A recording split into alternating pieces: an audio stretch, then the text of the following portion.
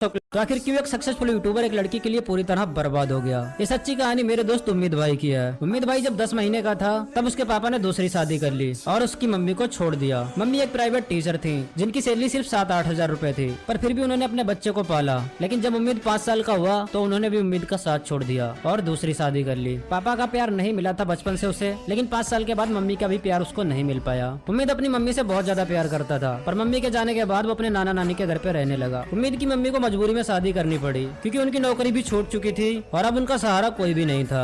शादी के 2 साल बाद ही उम्मीद के पापा ने उम्मीद की मम्मी को छोड़ दिया था, पर फिर भी उन्होंने 5 साल तक उम्मीद को पाला और उसके बाद उनके मम्मी पापा ने उनको बहुत समझाया तो उन्होंने दूसरी शादी कर ली। उम्मीद की मम्मी महीने में 1-2 बार उम्मीद से मिलने आया करती थी। उनको देखकर उम्मीद बहुत ज्यादा खुश होता था। वो अपनी मम्मी से हमेशा बोला करता था, मम्मी तुम मेरे पास क्यों नहीं रहती, तुम जहाँ रहती हो मुझे भी अपने पास ले चलो। यहाँ पे जितने बच्चे सबके पापा हैं, पर मेरे पापा कहाँ हैं मम्मी। तो उम्मीद की मम्मी बोलती थी, तुम्हारे पापा बहुत दूर एक शहर में गए हैं, वो जब आएंगे तुम्हारे लिए बहुत सारे खिलौने लाएंगे। तो उम्मीद बोलता था, मम्मी मुझे खिलौने नहीं चाहिए, मुझे मेरे पापा चाहिए, उनको बोलो जल्दी आ जाएं। उम्मीद की ये बातें सुनकर उनकी आंखों में आंसू आ जाते थे, पर वो बेचारी क्या कर सकती थी। उम्मीद के पापा ने उनको छोड़ दिया था, पर जहाँ उन्होंने दूसरी शादी की थी उन्होंने उम्मीद को अपनाने से मना कर दिया था, इसलिए वो उम्मीद को अपने पास नहीं रख सकती थी।